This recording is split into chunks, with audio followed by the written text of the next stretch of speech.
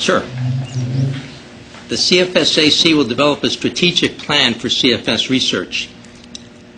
This plan will be submitted to Congress each year. The committee will monitor federal activities with respect to CFS and make recommendations to the Secretary of HHS regarding any appropriate changes to such activities. Congress, but our charge isn't got anything to do with Congress. This is an advisory committee to the Secretary.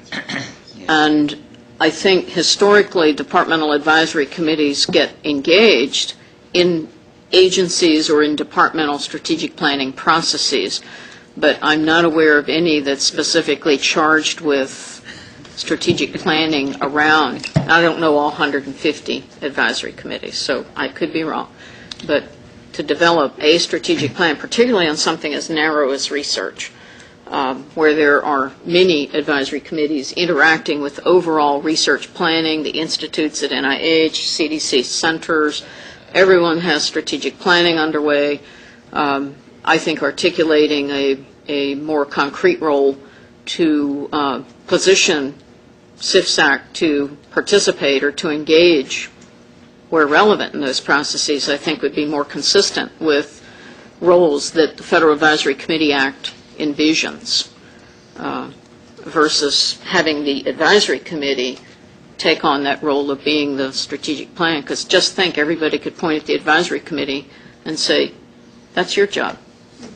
And that lets everybody else off the hook.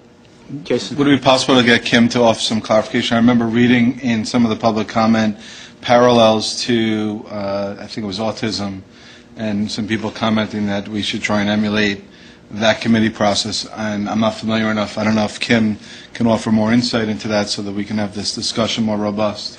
And actually, the part of the language of this particular piece is something that I took from what Kim had written. So I think this is exactly the great thing of having someone in the audience where we need some clarification. So I would second that, Jason, with permission from the chair, get his approval. Official request from the chair, if Kim would care to comment on that. Yeah, come up. That's good. Yeah, I took that language straight out of the objectives and scope of activity for the charter of the Interagency Autism Coordinating Committee, and I acknowledge that an interagency committee is slightly different than a single department committee, so there may be some provisions for interagency committees that wouldn't exactly apply to a FACA committee that advises a single department secretary with regard to things like reporting to Congress.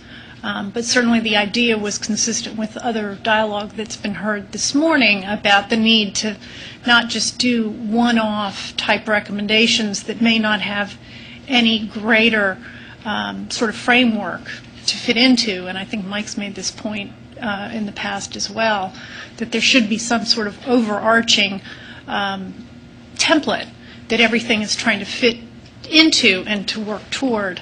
And Coco Crum is here, and her husband Jerry and I served on this committee in one of its earlier iterations, and we had developed a CFS report card that had a number of objective goals with things, tactics and strategies that were all worked toward that. And that was in, I think, 96 maybe era.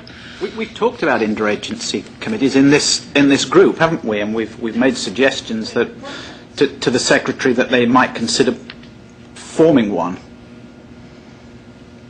That would have to be. It doesn't stop the idea of a strategic plan development that Lenny's talking about. You just aim it at the secretary as opposed to Congress.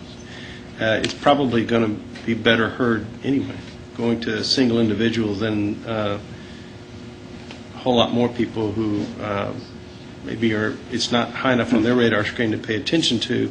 Hopefully it would be high enough on the secretary's radar screen. So do we want to include in conjunction with appropriate agencies? Yes, that's a good phrase. Would that be a friendly amendment? But it sounds to me like, though, if you're talking about Congress at all, it's likely not to survive. Right. it gets struck down, then you have nothing. Yeah, I've processed that. So Congress is out. Congress is out, Fine. but rather than setting ourselves up as the sole group to develop the strategy that we include in conjunction with appropriate agencies. But then this would be aimed at the Secretary. At the Secretary, yes. So and again, I've lost the thread here of the proposal, but is it to ask that the Secretary establish an interagency chronic fatigue syndrome coordinating committee or committee to develop a strategic plan for research around chronic fatigue syndrome? I've lost the thread of amendments to the original proposal. So have I, Wanda. No, but actually, I think that the issue has morphed a little bit. Certainly the Congress piece, I think we've taken that out. I think the idea of developing a strategic plan is actually very appropriate for this group to be involved in. And I'm not sure we need to have any other group do that, because it would just be other people like ourselves getting appointed to do that, and I think that task could fall very well within this committee. So that means there would be no need to say in conjunction with other agencies, right? Or explain what you meant by that. I didn't understand what that meant. My thought is that we would work, for example, with CDC and NIH in terms of developing the strategic plan. We're not. Strategic plans might, of necessity, be distinct from what the overreaching one that this committee has in mind. I would think that the coordinating committee, the interagency coordinating committee, might eventually come together and bring their own iterations that they have because of the constituencies that they represent. And then they could sit down and come up with a common ground if you wanted to go that way. It seems like that this committee, charged by the Secretary with giving advice, it's hard to imagine how you would do this if you don't have an overall plan. How much effort should be given to education, how much effort should be given to new care, how much effort should be given to research, and what kind and what combination and so on. To me, that's how you define a strategic plan. That's the way. If you're going to do this, that's the way you would want to go, rather than to tell NIH what they should do, or to tell CDC what our program should do in science. That won't work. Right. But having that strategic approach to what the gaps are, what the needs are, that informs everybody, not just federal groups that have the government money. Can I posit as well a potential work agenda, if you will, for the next period going forward, because this committee has cast about where are we making a difference, and maybe outside the charter you've got a charter that gives you three functions and wrapped around advising and making recommendations to the Secretary. So in that process, over the next year, the next 2 or 3 meetings, we'll focus on getting the information that this committee needs then to recommend to the Secretary in that sort of process that could roll up to, it could be a strategic plan. But again, my concern is if we put that in the charter, then we're locked. And if we want to have a meeting that talks then about something else going on, how does that fit with the strategic plan? Because the charter locks us. Understand what I'm saying? This is what we absolutely say we're going to do. We've got room within the functional language here to focus on a strategic plan through whatever means we think is appropriate.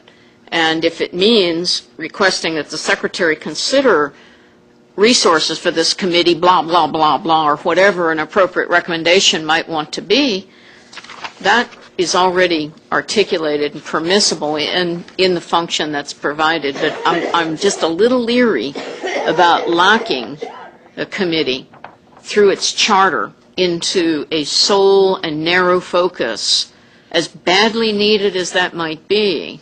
What happens if we're not done in 2 years? What happens? And at a September 2012 renewal, we could get swept up into all kinds of vortices. And in a very hot election year that will be. So, what we know is what we can do now. And this is permissive of doing exactly what you've articulated. Nancy. So in that spirit, let's assume that this charter allows this committee to form a working group of the subcommittee to find the predominant needs and gaps. Is there a way then to work with the liaisons, the VA, the DOD, other people that are putting research dollars into this type of field, and involve them in such a working group to get a full and complete review? Absolutely. And I would think if we craft this in a way that the Assistant Secretary is on board, and I can't imagine he wouldn't be, as it's thought out, and here's our strategy, here's who we need at the table, he would be the one to write that letter to his counterparts at those agencies, inviting them to join in. Then it sounds like you're getting what you need without having to put it in the charter. I officially table my motion. Thank you. Thank you, Lenny. Thanks, Kim. Another motion. Okay.